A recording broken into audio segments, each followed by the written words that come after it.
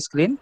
Yes, sir. It's there. I'm just sharing my screen. Just acknowledge me if it's visible. Yes, sir. Visible? Yes, yes, yes. Sir, give me 2 minutes to introduce before we could start. Sir, Then we can sir. proceed.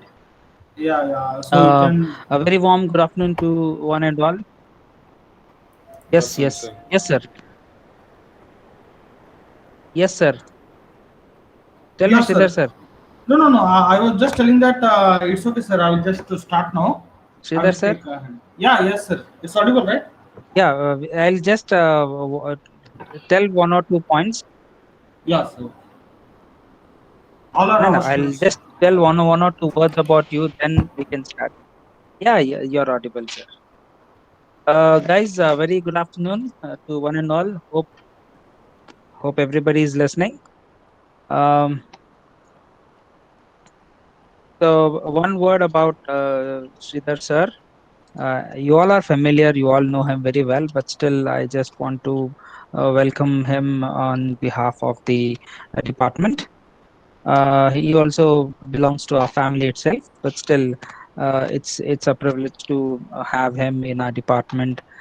He's the well-known person in AWS Cloud. He has a certified member of AWS Cloud. So fortunate, we are very fortunate to have him in our department.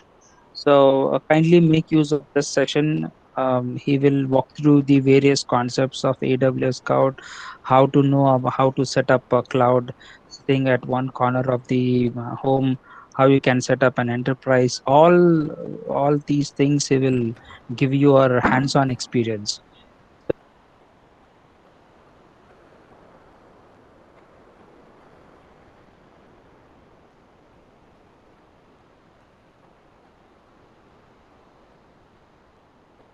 Uh, please try to please try to make use of this session. Each one point what sir says is very important, because if you miss 1 or 2 points, you'll be missing the whole thing. So that's how the cloud the setup is. Sir will walk through with the all the things. Please have a glimpse of that. It may be helpful in your career, maybe for interviews or other things. This session is recording, so if you have any queries, anything, you can just interrupt and ask questions anytime. At the end of the session, I'll send you the feedback link so that you guys can share in your views for the improvements. So I welcome Algi sir and the other staff and all the students for this activity. So I over to you, Algi sir. You can take over the session. Yes, sir. Thank you, sir. Thank you, sir. Okay, good afternoon, everyone. See, the main purpose of this session is like, right, during this pandemic, many of the companies, right, are giving the work from home provision for all its employees, right. So there is no one to set up the physical servers in their office. There no one to manage, right. So everything is being moved to cloud now. So this is how the cloud usage in the industry has almost doubled and tripled now, right. So it's a high time for you guys and even for us to learn this new technology. Okay. So just 10 minutes I will give you the theory. Then immediately after that we'll go with the hands-on itself. Okay. So in between, if you have any doubts, you can interrupt me in voice itself, right? So just leaving aside before cloud, just leave this topic aside, cloud computing, right? Suppose if you get an idea to host a e-commerce website, right? Now Flipkart is there, Amazon is there, right? Like similarly, you want to host your own website. Now, can you tell us what are the things required now? You want to host an e-commerce website. You are side this cloud computing, right? You have an idea to host a e-learning website. So what are the basic things you require now?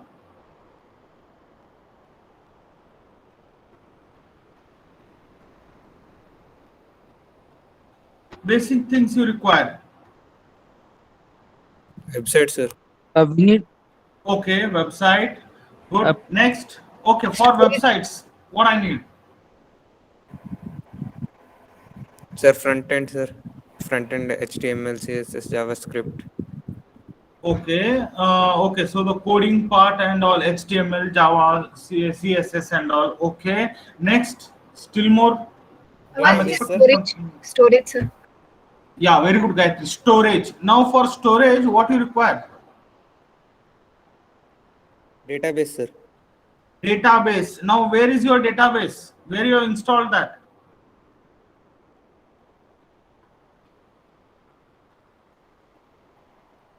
In simple terms, can I say, right? In simple terms, can I say you require a stack of servers? Yes, sir. Yes, correct. Apart from your software part, right? First main thing is I require a hardware, right? On that hardware, I need OS. On that OS, I need a platform. On that platform, I'm gonna deploy my applications. Is it correct?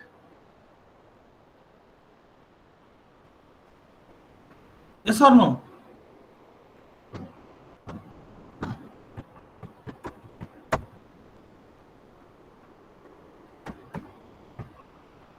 Hello, see here, you guys have to acknowledge me. Then, without acknowledging, how can I get to know that you guys are able to understand this? See here, this certification course, right now, I'm going to give you the brief services. Later, you can try for its certification, right? It costs you in dollars. So, before attempting that certification, it is better to have a quick overview of this, right?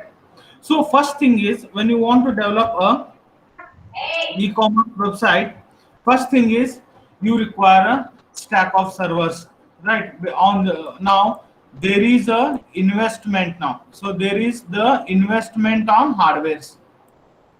So first and foremost, I need to purchase this machine. It cost me in terms of lakhs. It cost me in terms of lakh.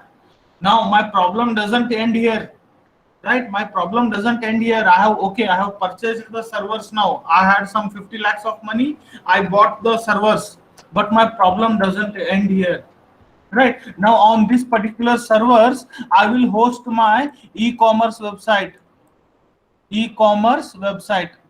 assuming that one server is able to handle, say, some 100 requests per minute. Correct. Assuming that each server is able to handle, one of the server is able to handle 100 requests per minute. So now how many servers I have purchased now? 1, 2, 3, 4, 5, 6. So what is the capacity of my machines now? Totally it can handle 600 requests per minute. Now suddenly my HR says, sir, we'll go for one sale. We will announce one sale. So now my current capacity is 600 requests per minute. So based on this, my entire infrastructure, my current capacity is 600 requests per minute. So now this is my normal request for the applications. Now, right now on sales day, now there are, say, 60,000 requests. I will host a sale. On that day, I got 60,000 requests per minute. Now, whether these servers are able to handle the requests,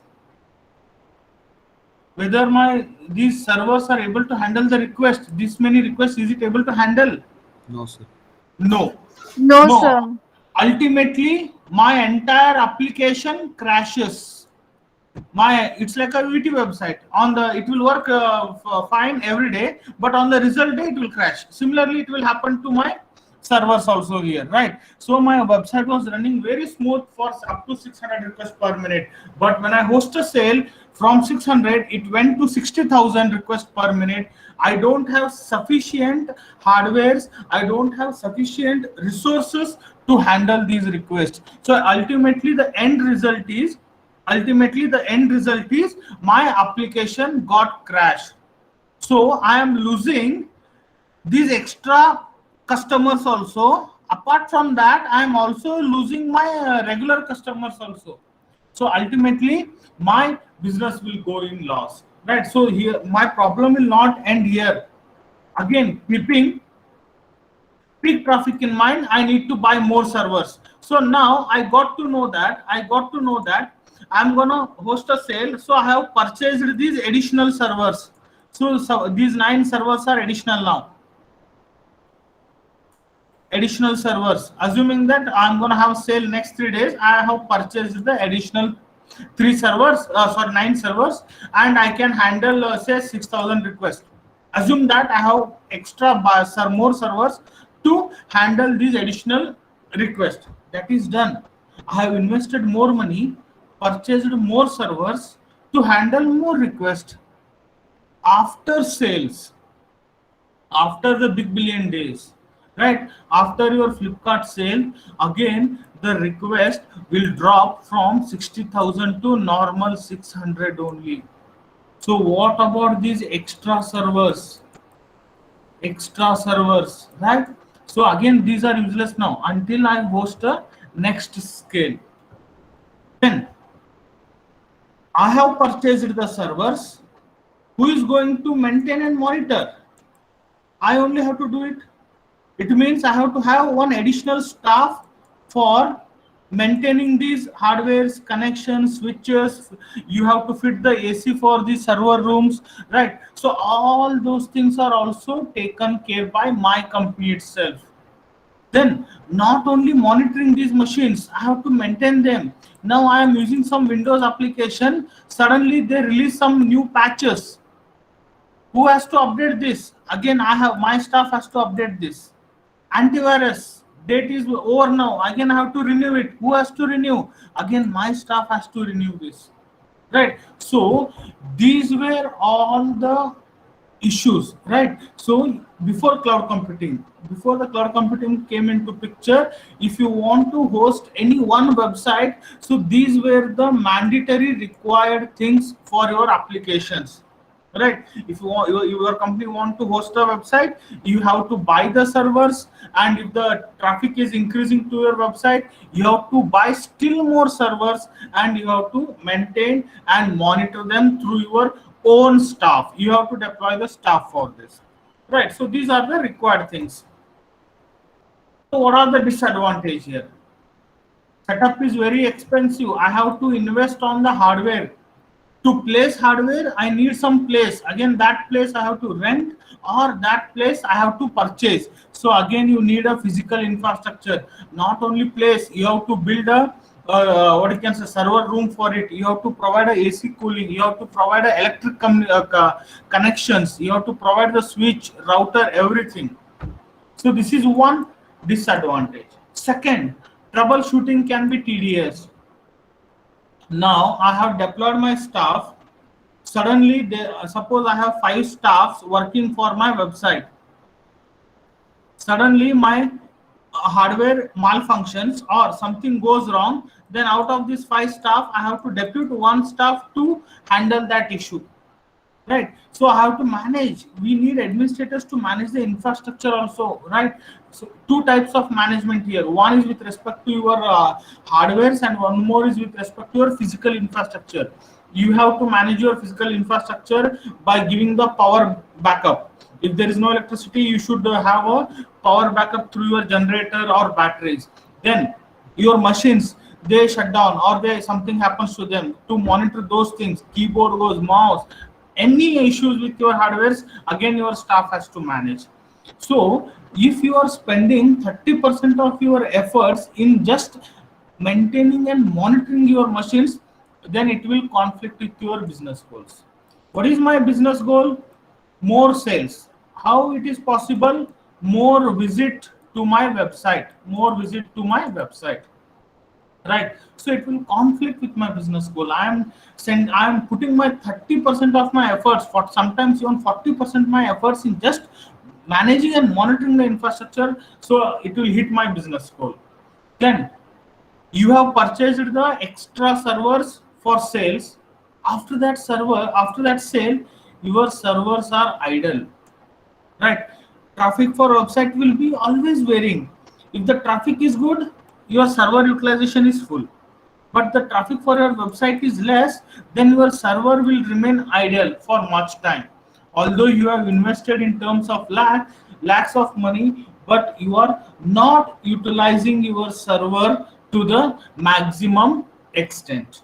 To the maximum extent.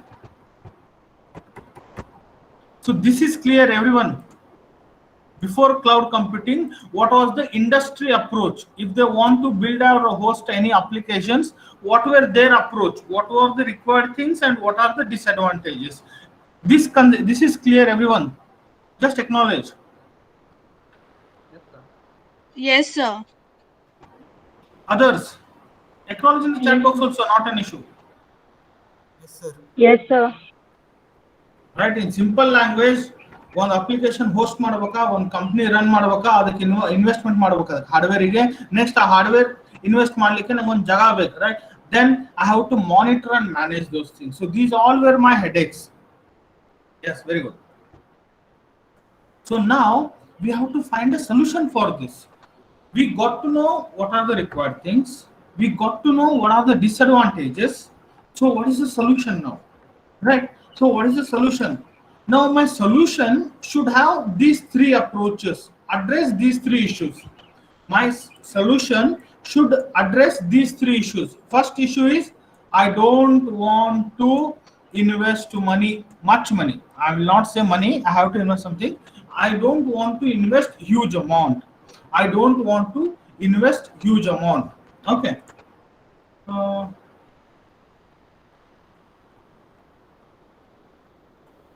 Yes. So I don't want to invest huge amount. First issue. Second issue, I don't want to monitor and manage my resources. I don't want to monitor and manage my resources. Right? I don't want to monitor and manage my resources. First issue, I don't want to invest on the hardware much. I don't want to invest more money on the hardware. Second thing, I don't want to manage and monitor those machines because I am not investing on that machine. Then why should I manage that? Then third issue to be addressed is my resources should be less when the traffic is less. My resources should be more when the traffic is more. Third issue is my resources should be less when the website traffic for the website is less. My resources should be more. My resources should be more when the traffic is more. It means that I don't want my server to be idle. I don't want my server to be in idle state. I don't want my server to be in idle state. So these three issues we have to address to find a solution for this current problem now. So what is the solution? So solution is cloud computing. So the solution for my problem is cloud computing. So what we are doing here? So how to handle this? What the solution is? You put all your data related to your website and all the applications into the cloud server.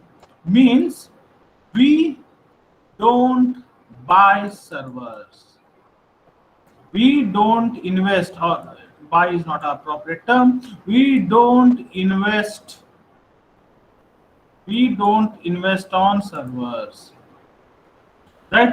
We just put it in cloud server, and these cloud servers are provided by cloud service providers, CSP we call them. We'll see which are the different CSPs, cloud service providers. So how to handle is just put all your data plus applications into the cloud server. So there is no buying expensive hardware. You need not buy anything. So here you are not buying anything. What we are doing? We are just putting all the data and the application related to my project into the cloud server. Second, scalability. Server capacity varies according to the traffic. What you are doing? You are introducing one scalability feature here. traffic is more, server capacity is more.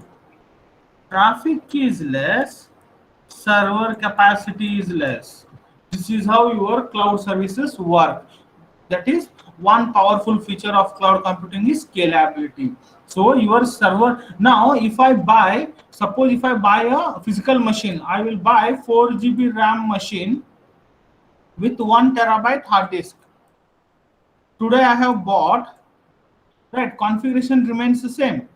Tomorrow you come and see my machine, configuration is same. 2 days later you come and see my machine, configuration is same. It means your server capacity is fixed, right? But in cloud we vary this capacity, according to our need. So that is the one powerful feature of the scalability. What we are doing is server capacity is not fixed. Server capacity is not fixed. We are having a flexibility. To change the server capacity as per my need. If my traffic goes high, I will update my server from 4 GB to 8 GB. Right now, if I want to update my physical machine, right, 4 GB, I want to make it as 8 GB. At least 30 minutes of time I need. I have to open up my machine. I have to bring one extra 4 GB, fit into that, then close the cabin and then restart and do it. At least 10 to 15 minutes or max to max 30 minutes I need. It means in this 30-minute gap, my application is down. So I am losing customer for 30 minutes. Right, I am losing customer for 30 minutes if I go with the traditional approach. But when you come into the cloud approach, server capacity can be increased and decreased without affecting your applications. Your application downtime will be zero, right? Parallelly your application will be running, but internally your server capacity is increased and decreased. So that is the powerful feature of the cloud computing. Third thing, you are not buying any expensive hardware, then you need not worry about the infrastructure management. Your cloud service provider will manage your servers, right? Giving power supply to your servers, updating the softwares to your servers, updating the patches to your servers. Everything is taken care by your cloud service provider. So this is how we handle it in cloud computing, right? So now we understood the solution. Now based on that, we will define the definition for cloud computing. Right?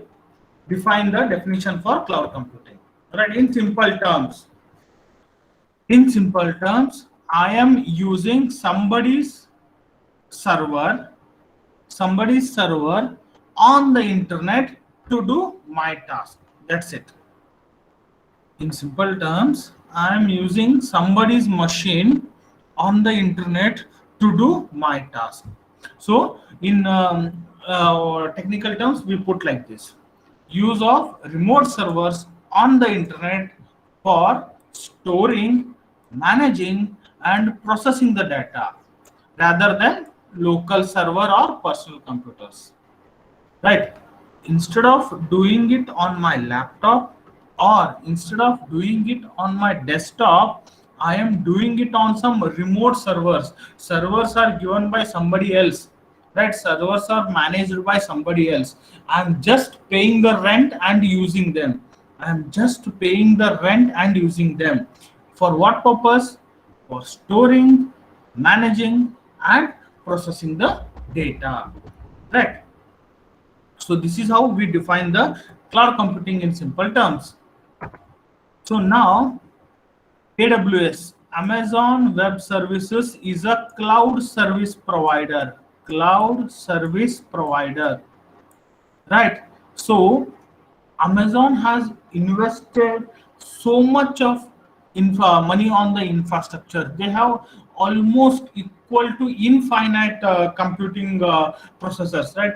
They have invested and the servers are ready there. You just need to access them.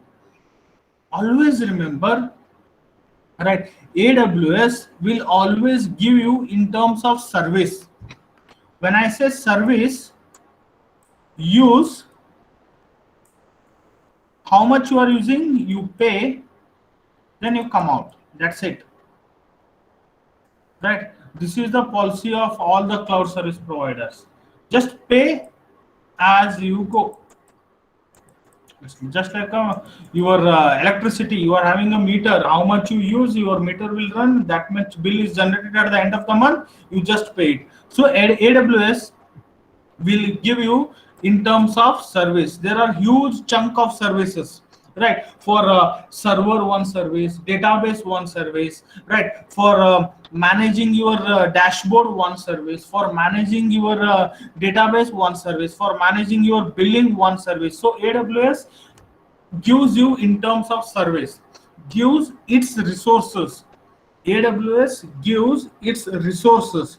When I say resources, it's actual physical resources to you in terms of services. In terms of services. So Amazon Web Services is a cloud service provider. AWS is a cloud service provider. Okay, so what is developing in the cloud, right? We usually talk build a cloud, then we say build applications in the cloud, then we say I have my private cloud, I have my public cloud. So what is actually developing in the cloud? It means, right? Simple concept. I will just draw a line here, right? These are your physical resources.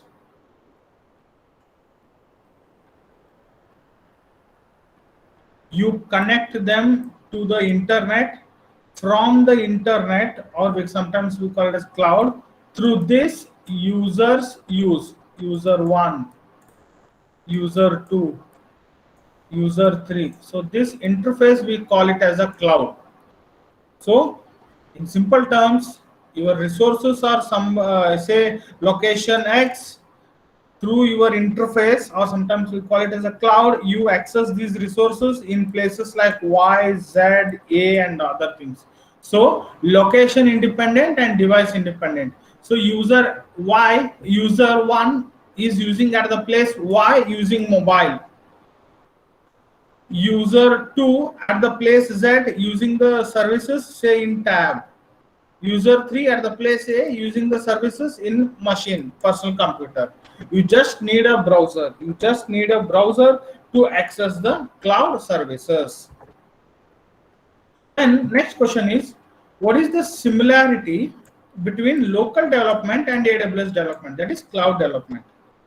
In both the cases, your application runs on the OS platform. If I am developing some application in my laptop, I develop my application on my OS, that is Windows 7. On Windows 7, I develop one say web applications using HTML, CSS, and JavaScript. Same in AWS also. You want to build a web application, you have to have the OS platform there. Then one second similarity is in both, either you develop your application locally or in cloud, you require a platform to be installed. Suppose if you are using say .NET application, so .NET has to be installed. If you are using Java applications, then Java JDK has to be installed, right? Same.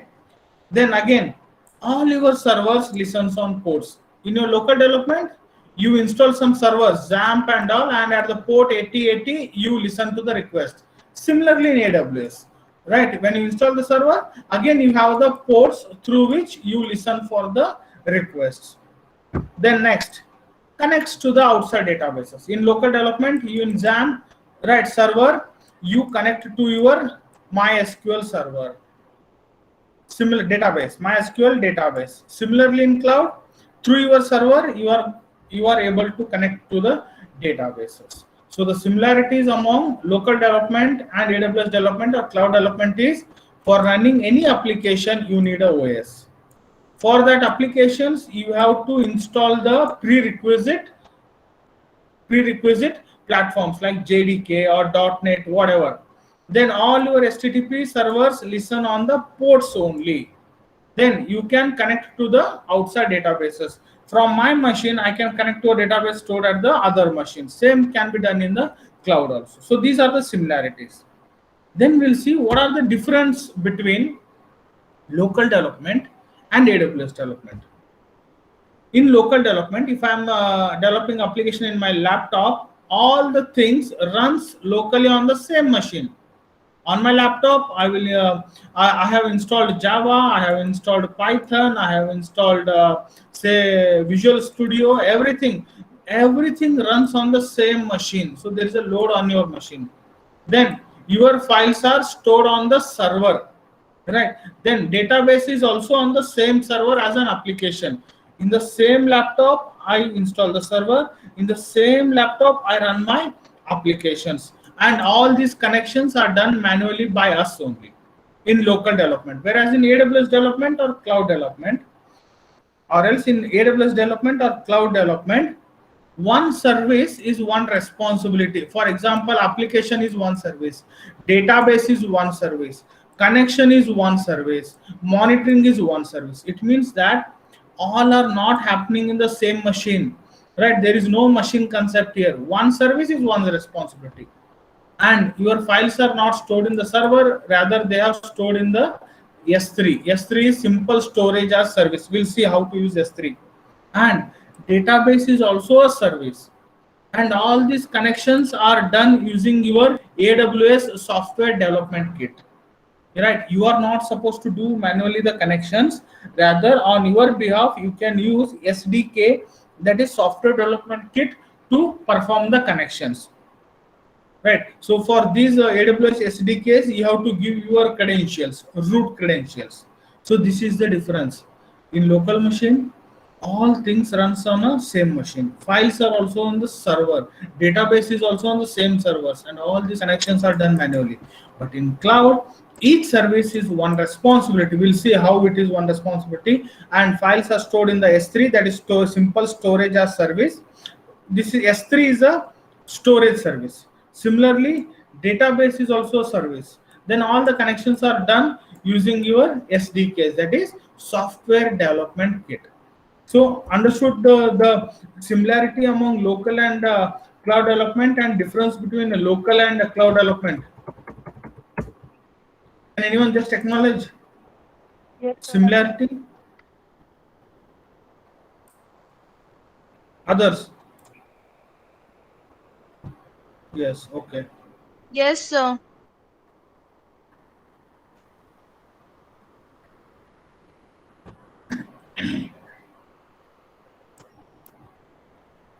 Okay, how many of you are attending this session in desktop, not on mobile? Anyone? Anyone attending the session in your machine, or everyone is okay? Aditya on desktop, very good. It will be helpful for me also now. Okay, anyone other? Prajwal Singh, desktop, good, very good. Yeah, so you both, for you both, I will be giving the credentials now, hands on. You can also do along with me. Okay. So this is what we understood, similarity and difference between local development and cloud development. Okay.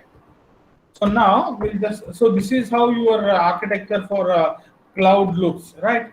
RDS is database, S3 is storage. Don't go deep in this now, just for timing understand. EC2 is your machine, DynamoDB is your database, right? Elastic Cache is a temporary database, and all things are connected via port, and your machine is identified by the IP. Again, your databases are also identified by the IP, and your storage are identified by the URL, and your DynamoDB is also identified by the URL, right? We'll see how what actually these things mean. For one service we need 2 hours to understand, right? So what I'm doing in this webinar or session is I'm just giving you overview of each service. Okay, we will host these services and we'll just check what they are doing. Okay, actually to go in depth for each service, it requires minimum 2 hours for each service. So I will be just giving you the overview of the cloud. Okay, so now what I will do, we'll directly go to hands-on only. Okay. Okay.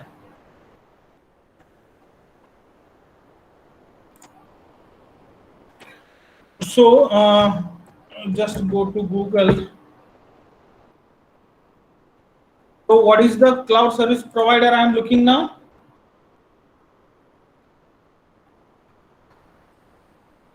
What is the cloud service provider I'm looking for?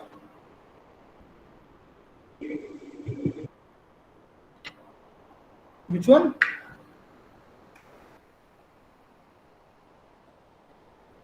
What is the cloud service provider I'm looking for? AWS. Yes, very good. AWS, right? Thank you, Rashmi. Right. So just go to Google AWS and just try to open that website. Yes, Amazon Web Services.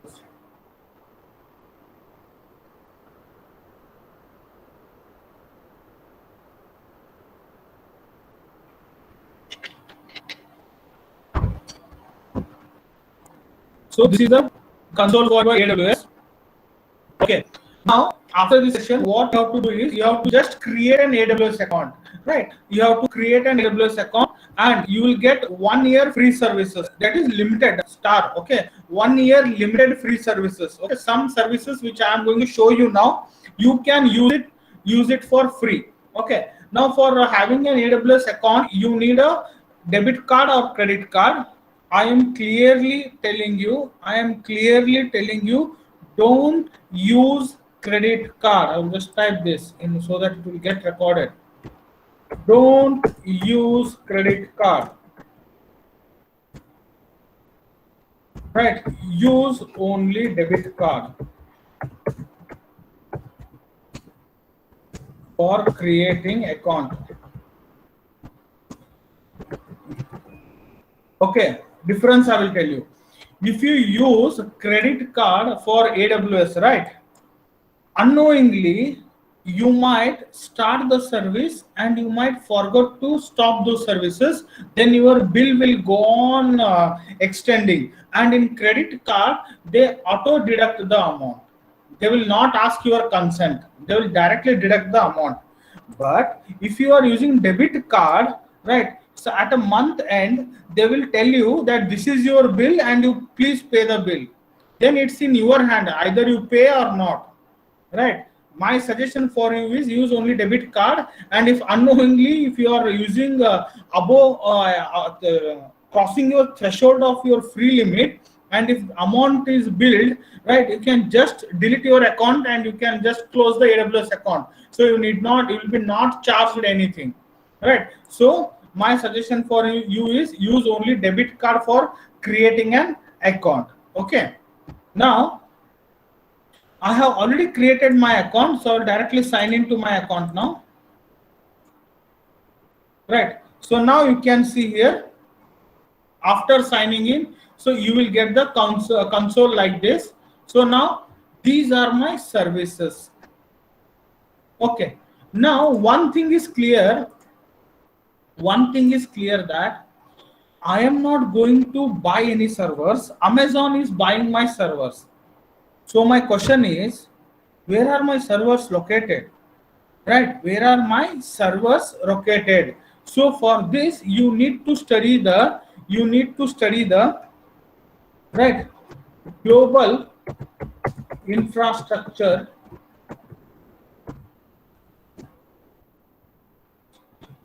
for AWS. Okay, you can see here. Now two concepts come into picture here. When I say AWS infrastructure, two concepts, that is, one is region, one more is availability zones. Okay, so just understand what are these regions. These regions are separate geographic areas that AWS uses to house its infrastructure. Means these are areas in different geographic locations, different countries, different continents. Okay, in these places they have deployed their physical resources like data centers,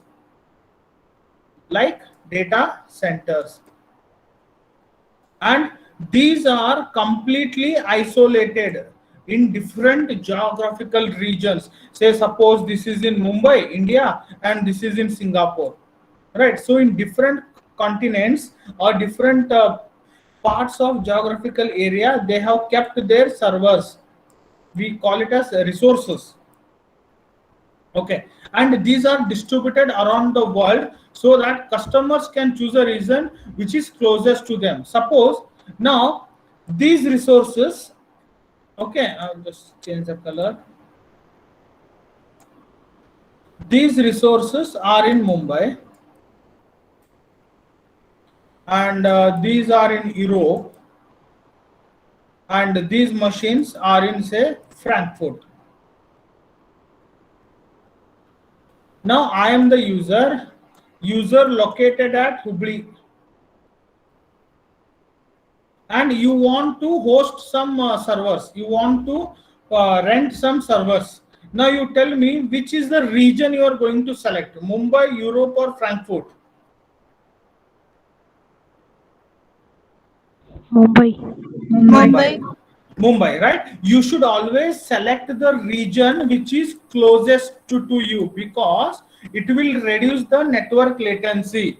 Means the time taken for you to host your services, data transfer, you to store data from your machine to this service, time will be less if you choose the locations near to you, right? So always remember, when you are selecting the region, you have to select the region which is closest to you, right? And problem is, sometimes all the regions don't have equal number of services. For example, workspace, I will just show you the demo also later. Workspace is one service which is available in Frankfurt but not in Mumbai. In that case, you are forced to take the Frankfurt only, right? So this is how regions are constructed across the globe. Regions are deployed, are the place where Amazon have installed their physical data centers, and as a user you have to select the regions which are near to you only. Okay, now see here, all the AWS regions are not created equally. Some regions have some services and some regions doesn't have other services, right? But in general, if you are seeing America, then these are the regions which has all the services. In Asia Pacific, Singapore, Sydney, and Tokyo are having all the services. Then in Europe, Frankfurt and Ireland are having all the services. Right now, Mumbai is also Amazon data center, but it is not having all the services. Okay, so while selecting the regions, first priority is the distance. Second priority is your services should be available in that regions. Okay. So usually for best practices is proximity, that is choose the region closest to your location. Then services, just check whether that region is having your services. Cost, okay, some cost also differ when you select the different services. Suppose for one machine, Mumbai might charge you $1 per minute, but whereas Frankfurt might charge $0.5 per minute. In that case, you leave Mumbai, you can select the Frankfurt. So cost also differs across the regions. Then service level agreement. Some region will give you 100% accessibility to the services. Some region will restrict you. Compliance. Some region has to oblige to some policies, like they can't store the plain data, they have to compulsory encrypt, they have to have the multiple copies. So that also you have to check while selecting your regions. Then in regions there are availability zones. Now this is not 69, they have increased now.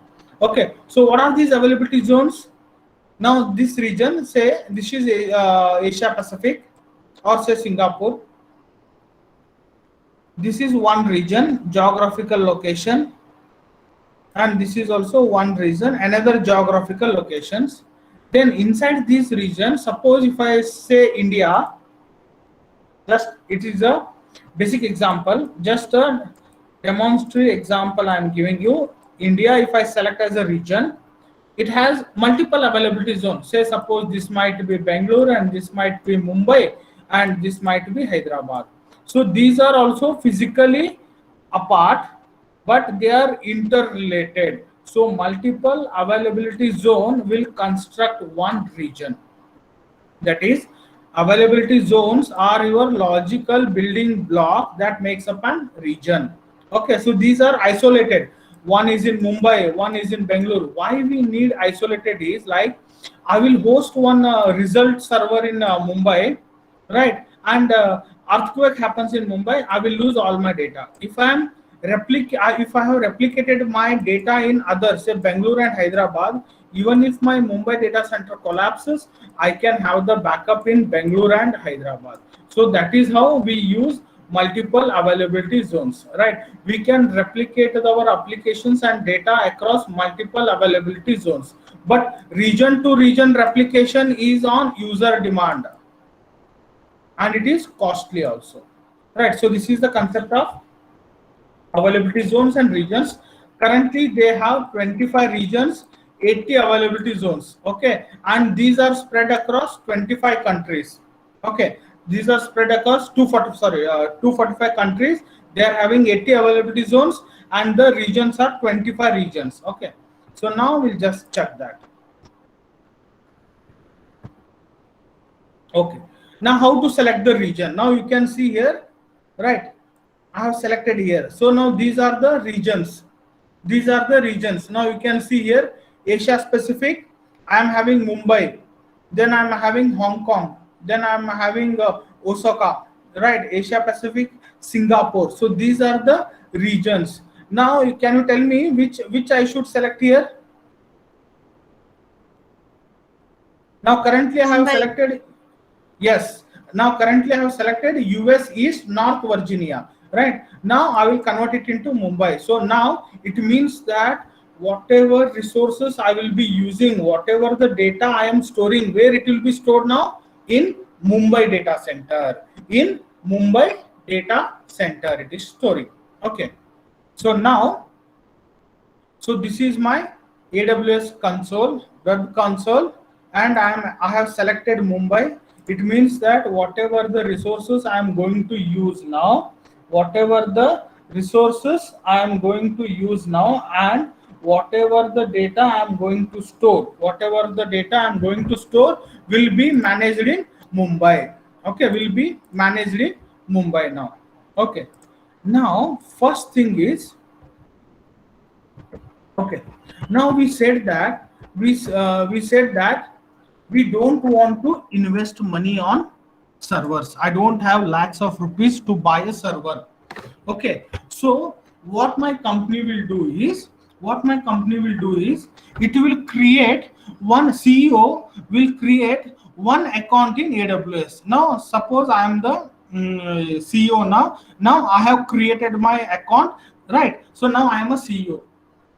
Now you tell me, if there are 5 developers, before cloud computing I'm telling you, if there are 5 developers, then how many machines you should have in your company? If there are 5 developers, then how many machines you should have in your in your company? 5. Very good. 5.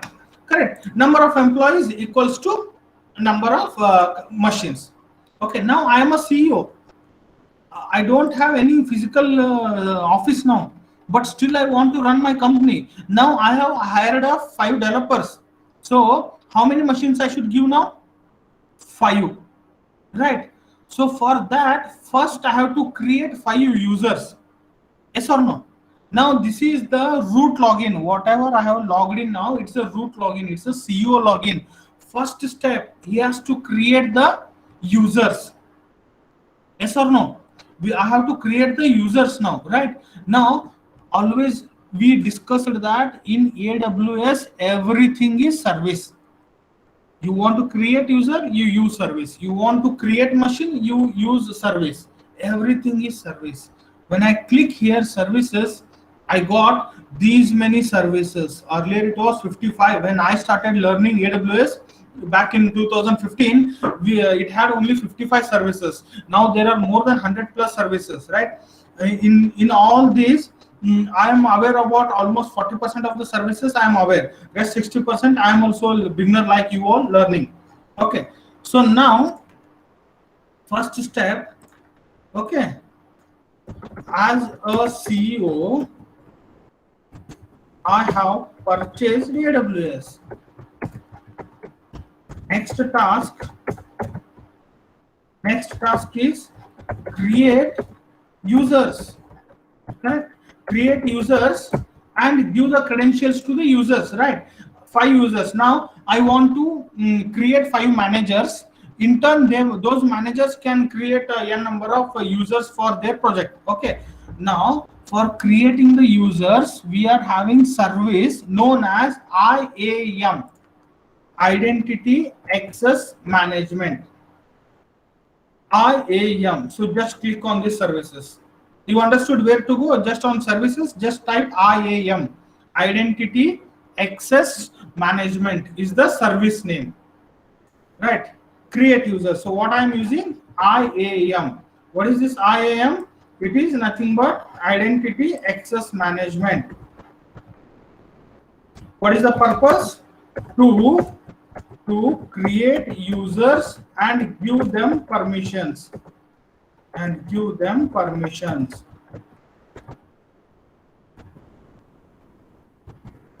Correct. Now I have logged in as a Samarth now. So this is the admin login with my friend account. I have logged in now. So billing will be happening to me. That is Samarth. Billing will be happening to me only. That is Samarth. But I will be creating users. Suppose I want to create users. Okay. So here now this is the dashboard for IAM, Identity Access Management. Here you should go for here users. Now there are 0 users. Now in my resources there are 0 users. I will just click on the users. Okay. Now I will add the users. Okay. Who are using desktop? Prajwal and Aditya. Okay. So now username I will say as Aditya. One more is Prajwal. Okay. So 2 users I have created. As a CEO, I have created 2 managers. Okay. Aditya and Prajwal are created. Now we have to give them access type. So there are 2 types in which we can access the cloud. That is AWS cloud. In 2 ways we can access the cloud. One is programmatic access.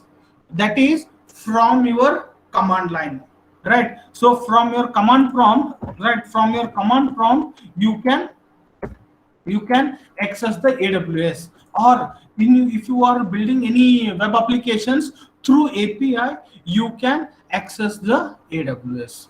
If you are building web applications through APIs, you can access the AWS. Okay.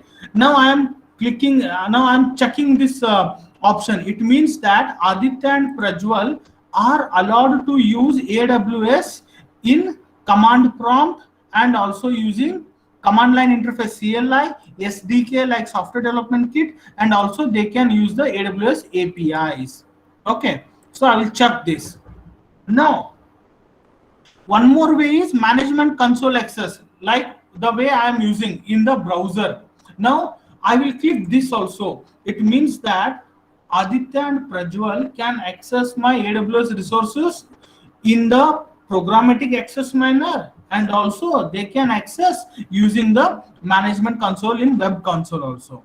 Now I have to give them the password 2 ways: auto generated password or custom password. Now I will make it as custom password. Okay, I will say password as KLEIT@123. Show password. So username is Aditya and Prajwal. Then I am giving them one-time password. Okay, this is one-time password I am giving is KLEIT@123. Okay, now I am asking them users must create a new password at the next sign in. Means this password they can use only once. Okay, as soon as they use this password, then immediately they have to change the password. Then I will give them permissions. Okay, so what are the permissions I am giving them? Okay, so now I will create one group. Group name I will give as managers.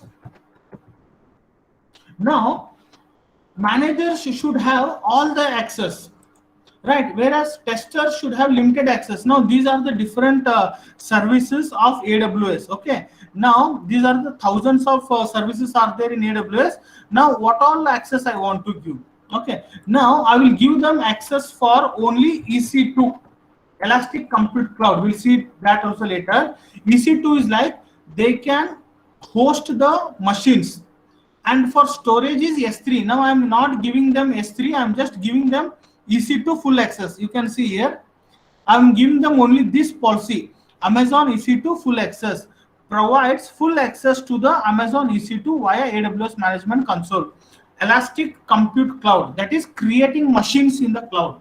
I'm giving them only this access. I'm not giving them storage access. For storage, I should select S3, but S3 I'm not giving. I will just say create group. So now managers group is created. Okay, and what are the policies attached to them? Means what all they can access? Only EC2 they can access. Next, I will create a tag that is managers. Give some value, right? Only EC2. Only EC2 they can access. I will review. Who are the users? Aditya and Prajwal. In what way they can access the AWS? They can access in programmatic access, or they can use AWS Management Console access also. What is the console password type? Custom. I have created. Required password reset? Yes. And I have added them to the group managers. Okay. Then I will say create users. So now users are created. Okay, users are created. Now you tell me, this Aditya and Prajwal should access main AWS account, or they should access the account purchased by the CEO?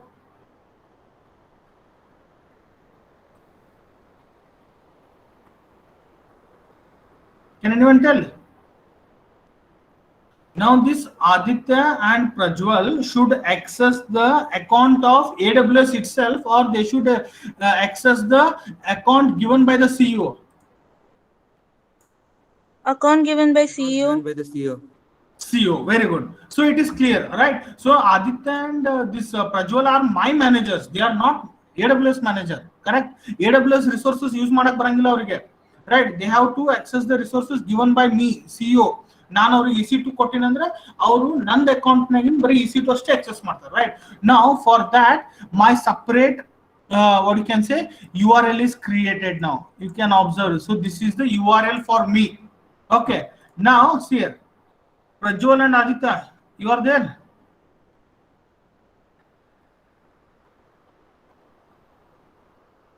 Aditya, yes. Okay, now I have put one link in the chat box. Okay, Aditya, you try to open that. Okay, now I will also simultaneously open in incognito mode. Right, now see here, observe one thing. AWS use ಮಾಡಿದಾಗ ನೋಡ್ರಿ console.aws.amazon.com ಅಂದ್ರೆ direct AWS resources ನೀವು access ಮಾಡ್ತಾ ಇದ್ರಿ. ಇಲ್ಲಿ I am directly accessing the resources provided by AWS. Okay, ಈಗ ಅದು link ಏನೈತಲ್ಲ ನಾನು ಇಲ್ಲಿ ಬಂದು ಪೇಸ್ಟ್ ಮಾಡ್ತೀನಿ ಇನ್ಕಾಗ್ನಿಟೋ ಮೋಡ್ ನಲ್ಲಿ. Just observe here, 791338 ಇದು ನನ್ನ account, CEO account. Okay, then AWS account means you now as a user you are not accessing the AWS, you are accessing the inbuilt, you are accessing the customized AWS for my company. Okay, e account ID ಏನೈತಲ್ಲ CEO ದಿದು, right? Now what was the username I have given? Aditya, correct? Username ಏನದ Aditya. Password I set was KLEIT@123. Okay, I will try to sign in. Okay, password KLEIT@123. Now see here, we have set the policy there. What we have asked, the user should change the password immediately after next sign in. Sign in are the old password code only. KLEIT@123. New password I will set KLEIT321. KLEIT321. Confirm password. Sorry, wait. KLEIT@123. KLEIT@321. KLEIT@321.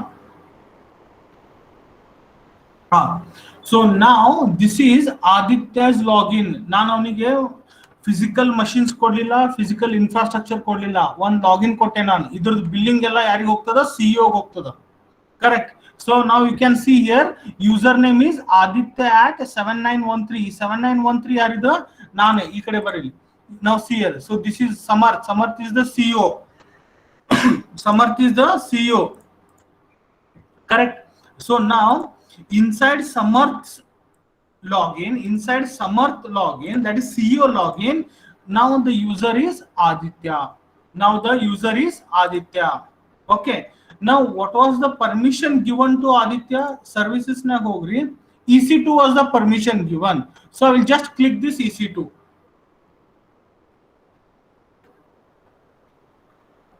I will click this EC2. EC2 is Elastic Compute Cloud. We'll see that hands-on also. Andre one machine cloud ne hang host ಮಾಡ್ತೀರಾ ನಂಗೆ ಅರ್ಥ ಆಯ್ತು. Right. So I will not get any error. I will get launch instance. ಅದನ್ನ ಹೋಗಿ ನಾನು S3 ಅಂತ ಹೊಡ್ತೀನಿ. Storage ನಾನು permission ಕೊಟ್ಟಿಲ್ಲ, ಬರೀ ಇದನ್ನ ಕೊಟ್ಟಿನಿ. ಯಾವುದು? EC2 ಕೊಟ್ಟಿನಿ. Right. So scalable storage I will use now S3.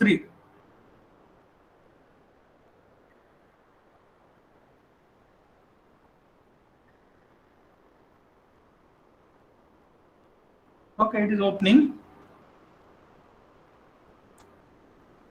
Okay, now when I entered S3, it says you don't have permission to buckets. ಅಂದ್ರೆ S3 ನಾನು ಯೂಸ್ ಮಾಡ್ಲಿಕ್ಕೆ ಬರಲ್ಲ. ಯಾಕಂತಂದ್ರೆ CEO ದಿಂದ ಏನು ಯೂಸರ್ ಕ್ರಿಯೇಟ್ ಮಾಡಿನಿ ಆದಿತ್ಯಗ ಪರ್ಮಿಷನ್ ಕೊಟ್ಟಿಲ್ಲ ನಾನು S3 ಗೆ. Right? Are you able to understand how the companies create the accounts for their employees with restricted permissions? So now Aditya is able to use only EC2, but not S3. ಯಾವ್ದು service open ಮಾಡ್ರಿ, EC2 ಬಿಟ್ಟು ಬೇಕಾದ service open ಮಾಡಿದ್ರೆ ಅದು ಹಿಂಗೆ error ಕೊಡ್ತದೆ. You don't have permissions. Right? So now this is the manager login, and now I will go to the CEO login.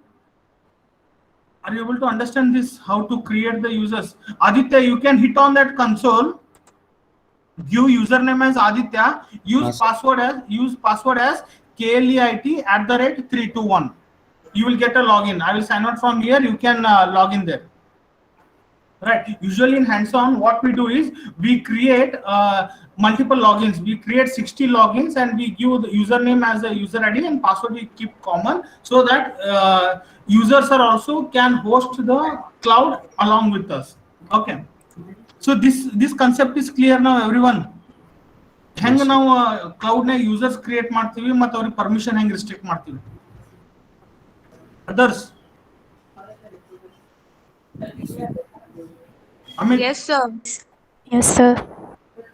Others, you can acknowledge in the chat box. This you can try after this webinar. No, you can try this.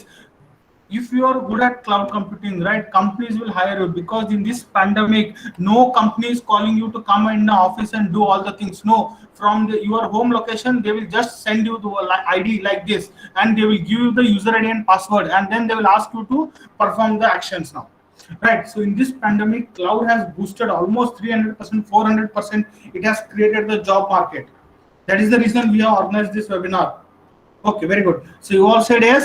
Now I will go to further. Okay. Now now this one is IAM service. Okay, the service which I have used is IAM. Okay. Next, in this only I can set up to make it more secure. Right. To make it more secure, I can introduce OTP concepts here. That is, we call it as a MFA, multi-factor authentications. When the user tries to log in, if I have enabled, okay, if I have enabled, what happened? Just yeah. Okay, now you can see here dashboard. I will go. Okay, what is that?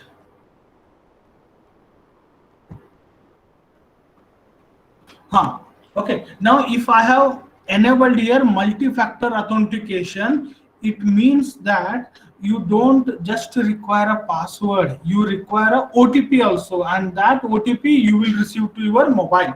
Okay, and remember one thing, if I set up this enable MFA, no, it will be charged. In AWS, everything is charged. Okay, MFA will not come in free tier usage.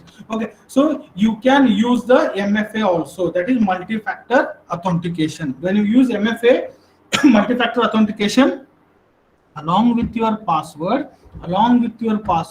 you also requires an OTP. Okay, so now creating users is done now. Now next main important, that like what is cloud? I want to have my own cloud. I want to have my machine, right? For that, service is EC2, Elastic Compute Cloud. So these are your virtual servers in the cloud. Cloud under in one machine, right? Now currently the laptop which I am using is of only 8 GB RAM. Now my project requires 16 GB RAM. Now my professor cannot ask me to purchase 16 GB RAM for one mini project, right? Now purchase in that case you can use AWS resources. Okay, now see here, this is my AWS console. EC2 we are studying, that is creating virtual servers in cloud. Okay, one machine tayar madbeke cloud na. So this is my propaganda now here, right? Now in services you go to compute, in that EC2 ಅಥವಾ directly type ಮಾಡ್ರಿ EC2 ಅಂತ, Elastic Compute Cloud. Okay, now I'll tell you Elastic Compute Cloud, what does it actually means.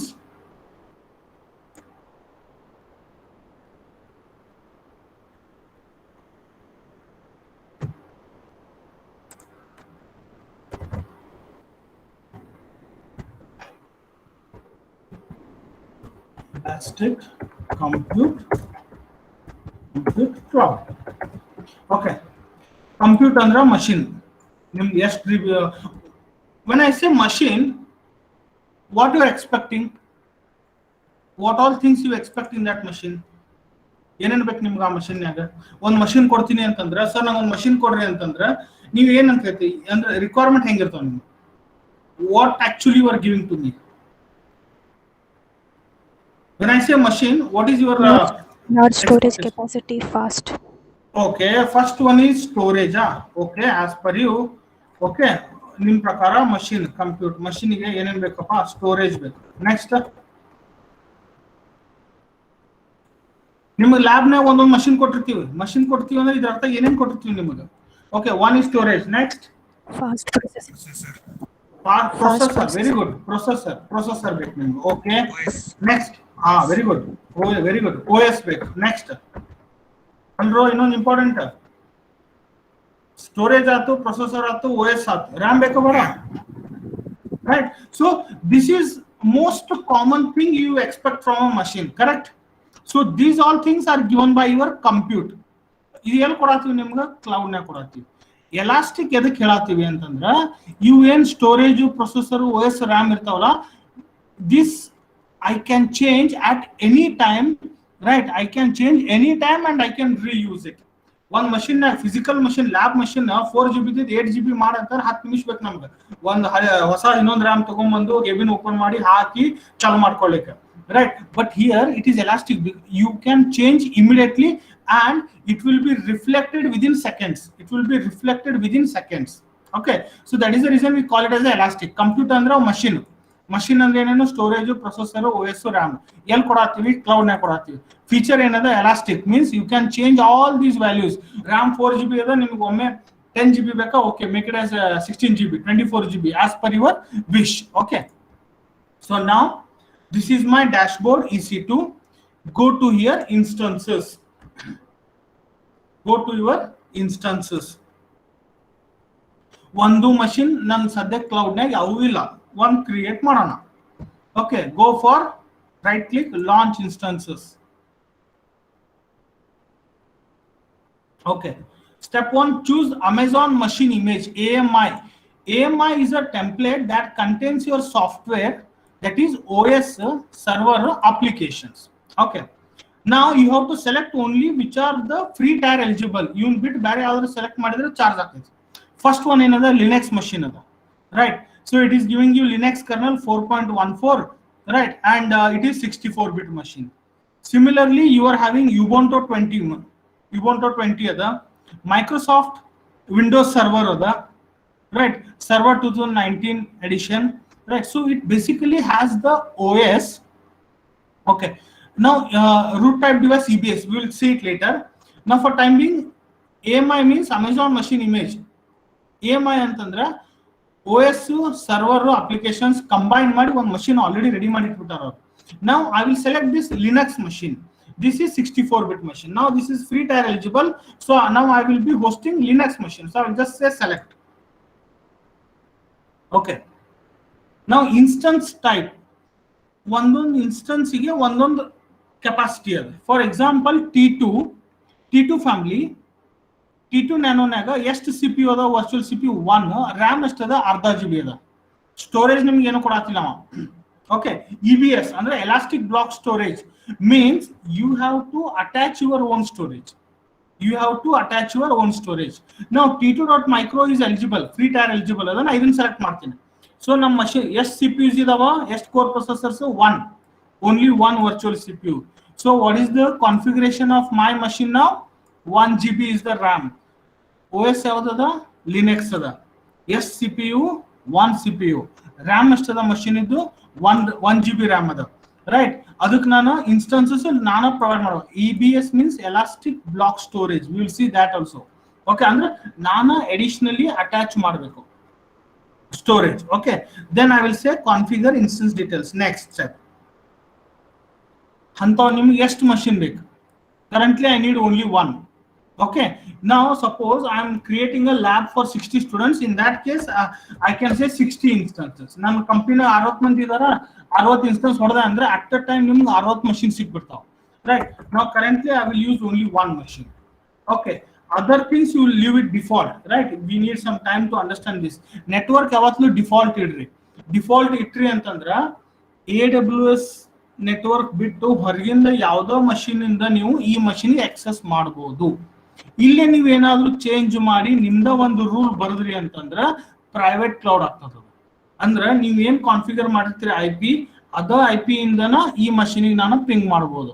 If I set it into default, it means that I can access this machine anywhere from the globe. Okay, RAM ಆತು, OS ಆತು, ಉಳಿತೇನೆ. Okay, processor ಕೊಟ್ಟಿವಿ ಒಂದು, OS ಕೊಟ್ಟಿವಿ Linux, RAM 1 GB ಅಂತ ಹೇಳಿ ಉಳಿತೇನೀಗ storage. ಅದನ್ನೊಂದು add ಮಾಡ್ಬಿಡೋಣ. Next add storage. Okay, so what is the storage I am getting here? 8 GB SSD ಸಿಗಾತೈತಿ. 8 GB SSD ಸಿಗಾತೈತಿ. ನಮ್ಗೆ ಬೇಕಂದ್ರೆ ಇಲ್ಲೇ ನಾವು ಅಡಿಷನಲ್ ಹಾಕೋಬಹುದು, ಅಡಿಷನಲ್ ವಾಲ್ಯೂಮ್. ನಾವು I will take with the default 8 GB ನನಗ SSD ಹಾರ್ಡ್ ಡಿಸ್ಕ್ ಸಿಗಾತೈತಿ, right? Did you understood the machine configuration ನಾವು ಹಿಯರ್? ಇಷ್ಟಂತೂ ತಿಳಿತಾ ಇಲ್ಲಿವರೆಗೂ? OS ಸೆಲೆಕ್ಟ್ ಮಾಡಿದ್ರಿ, RAM ಸೆಲೆಕ್ಟ್ ಮಾಡಿದ್ರಿ, ವರ್ಚುವಲ್ CPU ಸೆಲೆಕ್ಟ್ ಮಾಡಿದ್ರಿ, right? Then you have selected the storage. So what is the storage I am giving here? 8 GB is the storage I am giving to my machine. Okay, ಇಲ್ಲೊಂದು tag add ಮಾಡೋಣ. ಈ machine ಯಾರಿಗೆ ಕೊಡಾತೀವಿ ನಾವು? ಆದಿತ್ಯಗ developers ಕೊಡಾತೀವಿ. So I will give this step is optional. I will say developers and I will say Linux machines. Next, configure security group. Now see here, machine ಏನೋ create ಮಾಡ್ತೀರಿ, ಅದು connect ಆಗ್ಬೇಕಲ್ಲ. ಹೆಂಗ್ connect ಆಗ್ತೀರಿ? SSH use ಮಾಡಿ connect ಆಗತ್ತೀನಿ, protocol TCP. Okay, now here if I give 0.0.0 means it means that any machine rules with source this particular IP, it will allow you all IP addresses to access your instance. ಅಂದ್ರೆ ಈ machine ನಾನು ಎಲ್ಲಿಂದ ಆದ್ರೂ ನಾನು access ಮಾಡಬಹುದು, mobile ಇಂದ, tab ಇಂದ, ಯಾವುದೋ ಒಂದು ಡೆಸ್ಕ್ಟಾಪ್ ಇಂದ ನಾನು ಆಕ್ಸೆಸ್ ಮಾಡಬಹುದು. ಇಲ್ಲಪ್ಪ ಬೇಡ, ನನಗೆ ಒಂದು ಮಷೀನ್ ಐತಿ, ಕಾಲೇಜ್ನಾಗ ಒಂದು ಮಷೀನ್ ಐತಿ, ಅದ ಮಷೀನ್ ಇಂದ ಅಷ್ಟೇ ಓಪನ್ ಆಗ್ಬೇಕಂದ್ರೆ ನಿಮ್ ಕಾಲೇಜ್ ಮಷೀನ್ IP ಅಡ್ರೆಸ್ ಕೊಡ್ಬೇಕು ನೀವು. If I set as all zeros, it means that I can access this Linux machine from anywhere from the world. So I will say review and I will say launch. Next, machine launch ಆದ್ಮೇಲೆ ಅದಕ್ಕೆ connection ಬೇಕಲ್ಲ. right? Here we are using public key and private key. So I will create one new pair here, key name. Okay, I will give it as Linux demo. Download key pair, key bekala, right? So this is for connecting your machine. Machine connect ಆಗಬೇಕಂದ್ರೆ ಅದಕ್ಕೊಂದು authentication ಬೇಕಲ್ಲ, ಎಲ್ಲರೂ connect ಮಾಡ್ಲಿಕ್ಕೆ ಆಗಲ್ಲ. ಯಾರ ಕಡೆ key ಇರ್ತದೋ ಅವನು ಅಷ್ಟೇ ಅದನ್ನು ಮಷಿನ್ ಕನೆಕ್ಟ್ ಮಾಡಬೇಕು. So I have created one new pair. The key name is linux.demo. okay, I will say launch instance. ಈ ಕೀನ ಒಂದ್ ಕಡೆ ಇಟ್ಕೊಂಡ್ಬಿಡ್ತೀನಿ. Control X, I will keep it here. Okay, now again I will go to services. I will just check EC2. ಆಗಲೇ instances 0 ಇದ್ದು ಇವಾಗ 1 ಅಂತ ಆಗಬೇಕು. ಆ 1 instance ಏನದ ಲಿನಕ್ಸ್ ಇನ್ಸ್ಟೆನ್ಸ್ ಅದ. Instances running, still it is showing 0. I will just open this. Yes, it is running now. ಇದಕ್ಕೊಂದು name ಕೊಡೋಣ. Okay, my first machine. Save this. Okay, so now this machine I can stop, reboot or terminate. Stop ಅಂದ್ರೆ ಏನು, machine shut down ಮಾಡ್ದಂಗ. Reboot ಅಂದ್ರೆ ಈ Linux machine restart ಮಾಡ್ದಂಗ. Terminate ಅಂದ್ರೆ ಪೂರ್ತಿ machine ತೆಗೆದು ಹೋಗಿದ್ದು. Right? Your machine is running, you are charged now. When I say stop ಅಂದ್ರೆ machine other but stop ಆಗೈತಿ. But it is using resources in Mumbai. This machine is running in Mumbai. So again you will be charged. Machine stop ಮಾಡಿದ್ಮೇಲೆ charge ಕಡಿಮೆ ಇರ್ತದ, machine ಚಾಲು ಇದ್ದಾಗ charge ಜಾಸ್ತಿ ಇರ್ತದೆ. When you say terminate you will be stopped from billing. Okay, ಈ machine ಇದ್ದ ID ನೋಡ್ರಿ. ಈ ಮಷಿನ್ ನಾನು IPv4 DNS ಇದನ್ನ ಯೂಸ್ ಮಾಡಿ ಕನೆಕ್ಟ್ ಮಾಡಬಹುದು. Right, what was the rule I have return there? How should I connect to this machine using SSH. SSH ಅಂದ್ರೆ ಏನಿಲ್ಲ, ಪುಟ್ಟಿ ಅನ್ನ. Right, so this PuTTY you can download from Google. Right, you can download. Now I am having the PEM file. Okay, public keys will be with the AWS, private key I have to create. For that you should use this putty generation. Double click, load. ನಿಮ್ದು PEM file ಆಗಲೇ download ಮಾಡಿದ್ರಲ್ಲ, download key peer ಏನು ಮಾಡಿದ್ರ ಅದನ್ನ ಇಲ್ಲಿ upload ಮಾಡ್ರಿ. Okay, so what is that? I will just say Linux demo. I will upload this and I will save the private key. I will save the PPK file. ಇದಕ್ಕೆ ನೀವು ಹೆಸರು same ಅದನ್ನ ಕೊಡಬೇಕು. ಅಲ್ಲಿ ಅದು ಇದಕ್ಕೆ ಫೈಲಿಗೆ PEM ಫೈಲಿಗೆ ಏನು ನೇಮ್ ಇರ್ತಲ್ಲ ಅದನ್ನ ಕೊಡಬೇಕು ಇಲ್ಲಿ. Okay, so what is the name given? Linux demo. Okay, LINUX. So ಇದನ್ನ ಕೊಡಬೇಕು ಇಲ್ಲಿ. PPK ಫೈಲ್ ಸೇವ್ ಮಾಡಿದ್ರಿ, that is private key. So ಇಲ್ಲಿ ನೋಡ್ರಿ, you downloaded PEM from AWS. Using this PEM you have created your private key, that is .ppk file. Okay, next ಈಗ machine connect ಆಗಬೇಕು. ಈಗ Linux machine connect ಆಗಬೇಕು. So open this putty. Now host name syntax is username @ your machine address. Username is EC2 user ಈ ನಿಮ್ಮ Linux machine ಇದ್ದ DNS copy ಮಾಡ್ಕೊಡ್ರಿ. So this is a unique URL for your machine, right? Unique URL to reach your machine. Okay, unique URL to reach your machine.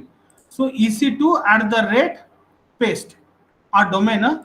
ಅಲ್ಲಿ ನಾವು rule ಬರೆಯೋ ಹೊತ್ನಾಗ 22 ಅಂತ ನಾವು ಪೋರ್ಟ್ ನಂಬರ್ ಕೊಟ್ಟಿದ್ವಿ. SSH TCP protocol port number 22. So keep as it is. ಈಗ ಇಲ್ಲಿ SSH authentication ನಾಗ ಪ್ರೈವೇಟ್ ಕೀ ಅಪ್ಲೋಡ್ ಮಾಡ್ಬೇಕು.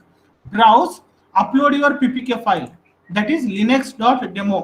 Okay, this you have created using the PEM file, and PEM file you got it from AWS. Okay, open this, then say open. So now you are trying to connect. I will say yes. So now you can see this is your Linux machine. Linux to AMI. So nimdidu Linux machine. Idu ell aitidu cloud naga. This is what you are actually cloud means. So this machine is having 1 GB RAM, Linux machine running in Mumbai. Okay, you know the commands, calendar. So it will give calendar command, ls list. Right, we will make one directory here, mkdir kaleit. ls. So you got a folder here with we got a directory KLEIT. Now I will try to display the date. So it displays the date. Are you able to understand? So now this is Linux machine, and this Linux machine is created using Amazon Web Services, and this is actually deployed in Mumbai. This is actually deployed in Mumbai. So this is Linux AMI, right? Are you able to understand? ಗೊತ್ತಾಯ್ತಾ ಇದು? How to host a machine in cloud. So now this Linux machine you have hosted in your cloud. Are you able to understand this? Yes, sir. You can try also this later. Please acknowledge everyone. Don't get much confused between PEM file and PPK file, right? Once you do it on your own, you will just understand this. Others reply. Yes, This sir. is what actually the company asks you, right? When you apply for a cloud engineer, right, they will give you one user ID. They are CEO, they create one user in your name, and they will ask you, okay, create me Linux machine now. Right now, this operation I'm performing as a operational manager, not as a developer now. Right? They will ask you to create host your machine. Now this is your machine, right? This is your machine. I will just close this. Okay, now go to instance. This machine is still running. Machine run ಆಗ್ತದ. ನಾನು PuTTY close ಮಾಡಿದ್ರೆ just access to that machine have close, but ಈ machine ನಿಮ್ಗೆ ಇನ್ನು ಮುಂಬೈನ run ಆಗತ್ತದ, right? It is consuming the resources. 1 GB RAM ತಗೊಳತ್ತದ ಅಲ್ಲಿಂದ, ರೈಟ್? ಸೊ ನಾವು instance state I will stop this machine ಅಂದ್ರೆ ಶಟ್ ಡೌನ್ ಆದಂಗ ಇದೆ. Now this machine is stopping, that is it is shut down. Still it is existing. ನಿಮ್ ಹೆಸರ್ಲೆ resource ಇಟ್ಟಾರವ್ರಿನ 1 GB RAM OS ಅದನ್ನೆಲ್ಲ ಇಟ್ಟಾರವ್ರು, right? So still you are consuming the AWS resources. Machine you stop ಮಾಡಿದ್ರು ಕೂಡ ನಿಮ್ಮ ಹೆಸರಲ್ಲಿ bill run ಆಗ್ತಿರ್ತದೆ. So better what you do is you select and you ನಿಮ್ಗೆ ಈ machine ಏನು ಯೂಸ್ ಇಲ್ಲಪ್ಪ ಅಂತಂದ್ರೆ ಟರ್ಮಿನೇಟ್ ಮಾಡ್ಬಿಡ್ಬೇಕು, right? You should terminate it. ಗೊತ್ತಾಯ್ತಾ? Now one more simple I will tell you, right? Your faculty sometimes they ask you to do the project in Windows Server. Sir, ಎಲ್ಲಿಂದ ತಗೊಂಡ್ರಿ Windows Server? Windows is free or licensed? Free, sir. License. ಹೌದಾ? It is charging you, okay, it is charging you somewhere around 10,000 rupees, right? Now for one project, who will spend 10,000 only for OS? In that case, what you can do is you can use AWS. Now what I will do, again I will say launch instance. ಇಲ್ಲಿ ಬರ್ತೀನಿ, ಇಲ್ಲಿ ಏನ್ ಮಾಡ್ತೀನಿ ಅವಾಗ Windows server ಇಲ್ಲಿ ಐತೆ ನೋಡಿ, Windows server 2019 ಇದು ಫ್ರೀ ಅದ, ಇದನ್ನ ಸೆಲೆಕ್ಟ್ ಮಾಡ್ತೀನಿ. 64-bit machine. Okay, so now again free tier only I will select. Again same 1 GB RAM machine ಅದ, ಒಂದು ವರ್ಚುವಲ್ CPU ಅದ, ಸ್ಟೋರೇಜ್ ಏನೈತಿ ನಾನ ಅಡಿಷನಲ್ ಕೊಡ್ಬೇಕು. ಕಾನ್ಫಿಗರ್ ಇನ್ಸ್ಟೆನ್ಸ್ ಡೀಟೇಲ್ಸ್, ಎಷ್ಟು ಮಷಿನ್ ಬೇಕು ನಿಮ್ಗೆ ವಿಂಡೋಸ್ ಸರ್ವರ್ ಅದು ಒನ್ ಅಂತಾನೆ ಇಡ್ತೀನಿ, ಬಾಕಿ ಎಲ್ಲ ಡಿಫಾಲ್ಟ್ ಇಡ್ತೀನಿ. It means that I can access it from outside the AWS also. You don't change any things. I will add the storage. ಆಗಲೇ 8 GB ಇತ್ತು, ಇವಾಗ 30 GB SSD ಸಿಗತೈತೆ ನನಗೆ, right? 1 GB RAM, Windows OS, 30 GB SSD hard disk. Okay, so this time this is also for developers 1, and this time I am giving them Windows machine. Configure security group in by default ಇಡ್ರಿ. ಇನ್ನೋಡ್ರಿ, Linux ಮಷೀನಿಗೆ SSH use ಮಾಡತ್ತಿದ್ರಿ, ಈಗ Windows ಮಷೀನಿಗೆ RDP ಇಲ್ಲಿ ಬರ್ತೈತೆ ನೋಡ್ರಿ ನಿಮ್ಗೆ, remote desktop connection, right? This I can use. Again protocol is TCP. Port range SSH for port is 22, here 3389, and this all zeros tells you that you can access this Windows machine. You can access this Windows machine from anywhere across the globe. Okay, review ಮಾಡಿ launch ಮಾಡೋಣ machine. Okay, now again I will create one new pair. ಈಗ ಏನು ಮಾಡೋಣ, Windows ಅಂತ ಹಾಕೊಂಡಿಲ್ಲ, Windows key download ಆಗೋ ಮುಂದೆ PEM ಆಗ್ತೈತಿ, ನಾವು ಅದನ್ನ PPK ಕನ್ವರ್ಟ್ ಮಾಡ್ಕೋಬೇಕು.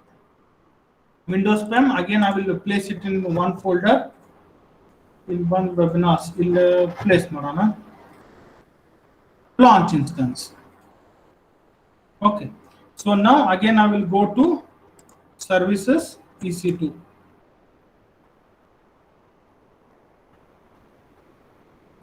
So ಇವಾಗ ವಿಂಡೋಸ್ ಮಷಿನ್ ಹೋಸ್ಟ್ ಮಾಡ್ತಾ ಇದ್ದೀವಿ. I will go to instances. Okay, so ಇದಂತೂ my first machine it was for Linux. ಇದನ್ನ ಬಿಟ್ಬಿಡ್ರಿ, ಇಲ್ಲಿ ಕೆಳಗಡೆ ನೋಡ್ರಿ, ಕೆಳಗಡೆ ಇನ್ಸ್ಟೆನ್ಸ್ ಸ್ಟೇಟ್ ಪೆಂಡಿಂಗ್ ಅಂದ್ರೆ ಇನ್ನೂ ಹೋಸ್ಟ್ ಆಗತೈತೆ. ಅದಕ್ಕೊಂದು ನೇಮ್ ಕೊಡೋಣ, name my first Windows machine. Save. Okay, running ಅದ. ಇದನ್ನ ಸೆಲೆಕ್ಟ್ ಮಾಡಿ. Okay, I will try to connect. ಈಗ ಈ ಮಷೀನ್ ಕನೆಕ್ಟ್ ಆಗಬೇಕು. ಲಿನಕ್ಸ್ ನಾಗ ಪುಟ್ಟಿ ಯೂಸ್ ಮಾಡಿ SSH ಮಾಡ್ತೀರಿ, ವಿಂಡೋಸ್ ನಾಗ RDP ಯೂಸ್ ಮಾಡ್ತೀರಿ.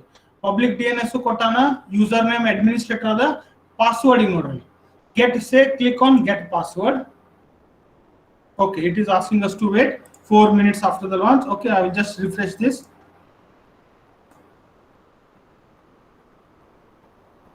Okay, DNS is generated. Public IP is also generated and DNS is also generated. Elastic IP ಅಂತಂದ್ರೆ IP purchase ಮಾಡಂಗಿಲ್ಲ. For time being I will use one IP and I will give it to my machine. ನನ್ನ application ಒಂದು 2 ವರ್ಷ ಆದ್ಮೇಲೆ project ಮುಗಿತಾ ಅದು IP release ಮಾಡ್ಬಿಡ್ತೀನಿ, ಮತ್ತೆ ಆ IP ನ ನಾನು ಬೇರೆ ಯಾವುದಾದ್ರೂ ಪ್ರಾಜೆಕ್ಟ್ ಗೆ ಯೂಸ್ ಮಾಡಬಹುದು. ಅಂದ್ರೆ same IP I am using multiple times, so I need not spend much amount there. Okay, you will try to connect now. Select this, say connect RDP client, get password. Okay, again I will try to refresh this.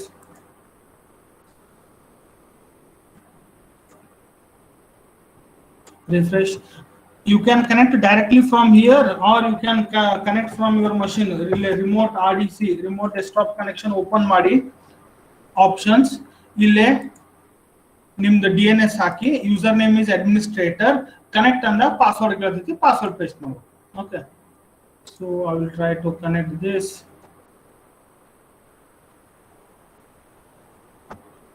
S, connect RDP client, get password. Yes, okay. ಈಗ password ನಾನು ಇಲ್ಲೇ browse ಮಾಡಬೇಕು. PEM file AWS ನಮ್ಮ ಹತ್ರ ಕೊಟ್ಟಿರ್ತದೆ, so just upload that PEM file. Browse Windows webinars. Okay, windows key.pem. I will just upload this. Okay, so then it will create one RSA private key. I will just decrypt this password. Okay, password generate ಆಯ್ತಿಲ್ಲ, ಗೊತ್ತಾಯ್ತಾ? So I will just download this remote desktop file. I will open this. Okay, I will try to connect this. Username ಮತ್ತು administrator ಅದ, password ಇಲ್ಲಿ copy ಮಾಡ್ರಿ, ಇಲ್ಲೇ paste ಮಾಡಿ password. Say okay. So now you are connecting to Windows Server Edition. Windows Server Edition. Server Edition ನಿಮಗೆ cost ಬೀಳ್ತದೆ, but in AWS I am using it in for free.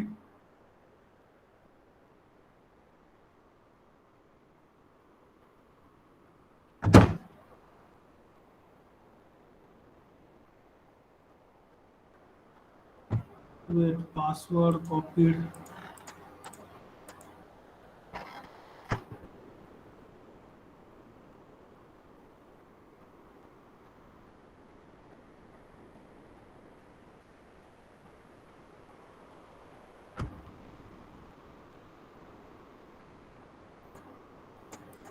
Yes, I will say yes. This is how they do the work from home, right? You need not go to office, you need not set up anything. They just give you the credential and they will ask you, okay, for your project, whatever the kind of machine is required, you just create your machine. So now see here, I am getting here Windows Server Edition, right, for free here. So this is how you are also overcoming your licensing problem also, right? By sitting at home, I have created my own Windows server. ಈಗ RAM 1 GB ಐತಾ, ನೀವು ಅಲ್ಲೇ ಹೋಗಿ edit ಅಂದು 10 GB ಮಾಡಿದ್ರು ನಡೀತದೆ. So now you can see this is my Windows Server Edition. Okay, I will just open browser ನ ಹೋಗಿ ಇಲ್ಲೇ Google ಅಂತ ಹೊಡಿತೀನಿ.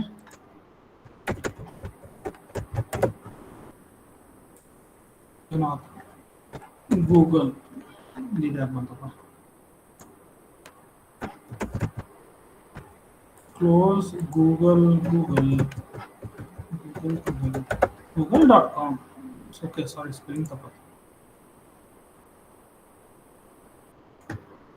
Okay, so I got here Google. So I am using browser in the Windows Server Edition, right? ಇಲ್ಲಿ ನೋಡ್ರಿ machine ಬೇಕಾದ್ರೆ configuration check ಮಾಡ್ರಿ. So you can say this PC you got 30 GB ಅಲ್ಲಿ ಕೊಟ್ಟಿದ್ವಾ 30 GB ನಮಗೆ ಇಲ್ಲಿ SSD ಸಿಕ್ಕೈತೆ. So this PC right click properties. So you can see here I got 1 GB RAM machine, 64-bit OS, Windows Server 2019 data center version. Okay, so 1 GB RAM. Product ID is Windows is also activated. Legal version ನನಗೆ free ಆಗಿ ಸಿಗತ್ತದೆ. So this is how they overcome the licensing problem also, because who has taken this license? AWS. AWS ಯಾರಿಗೆ ಕೊಟ್ಟಾರ? CEO ಕೊಟ್ಟಾನ. CEO ದಿಂದ ನಿಮಗೆ use ಮಾಡ್ತಾ ಇದ್ದಾರೆ. Okay, then I will just exit from this.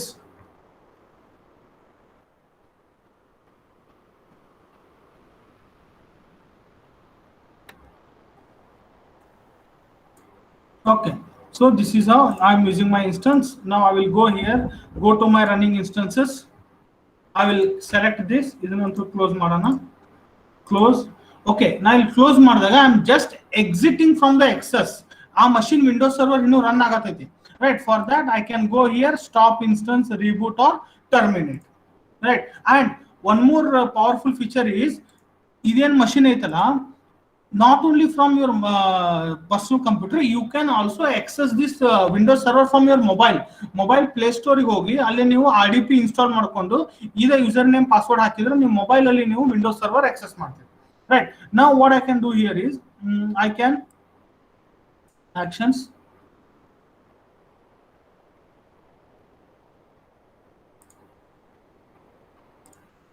Okay, so okay, Elastic IP I don't require, I guess. Okay, we'll see. So now I can stop, reboot or terminate. Okay, if I stop, again billing will be there, reboot, billing will be there, terminate ಮಾಡಿದ್ರೆ ನಿಮ್ಮದು billing ಈ instance ಗೆ stop ಆಗ್ತದೆ. Right, so everyone is clear with the Windows instance also, EC2. So this is what EC2, Elastic Compute Cloud. Everyone clear? ಗೊತ್ತಾಯ್ತಾ? Linux machine ಹೆಂಗ್ host ಮಾಡೋದು ಕ್ಲೌಡ್ನಾಗ, Windows machine ಹೆಂಗ್ host ಮಾಡೋದು ಕ್ಲೌಡ್ನಾಗ? Yes, sir. Okay.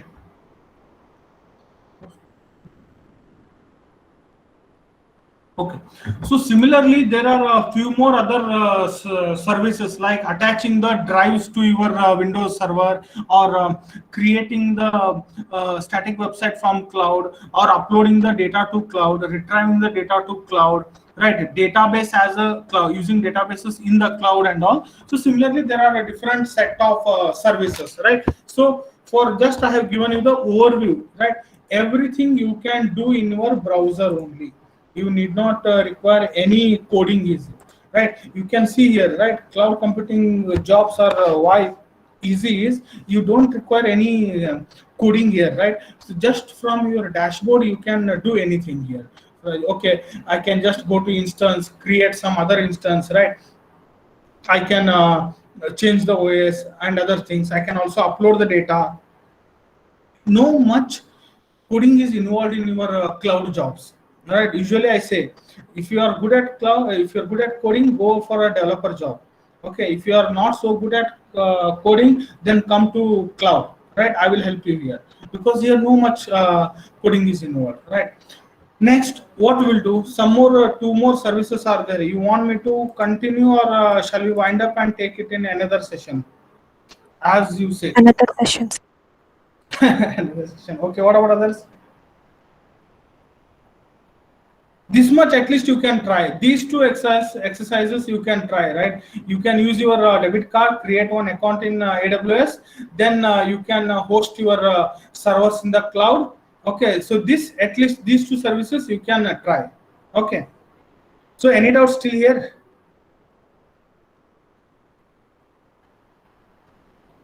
Any doubts? No, sir. Others, please acknowledge. Any doubts? You can just Google their AWS certification cost and what all this teach and all. AWS certification cost, Bangalore, right? Bangalore is the hub now. right? So the minimal charge, they start from 10,000 and it will go up to 30,000, 40,000 based on the number of services they teach you. Okay, so at least some 30 services I can teach, right? Assuming three services in each session, I can teach you up to 30 sessions, 30 services. Above that, you have to explore on your own. See here, there are 10 core services. If you learn these 10 core services, no other services you can experiment on your own only. Okay. So Pradeep sir,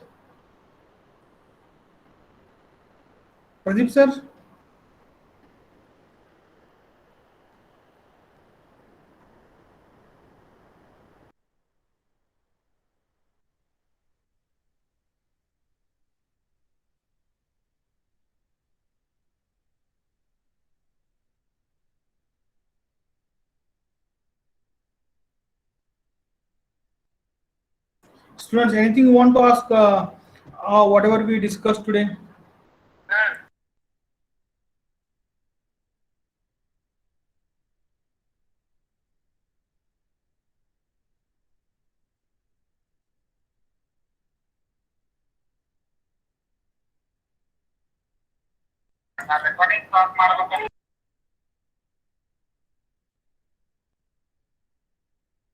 Yeah, then okay, we'll wind up then. Thank you for patiently listening to 1 hour. Thank you very much.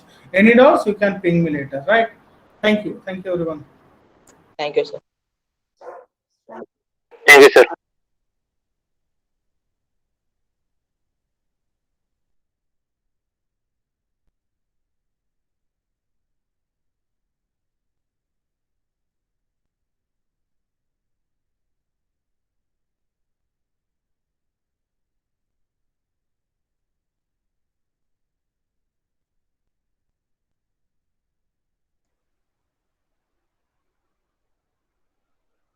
Guys, I will share the feedback link, maybe in the chat box.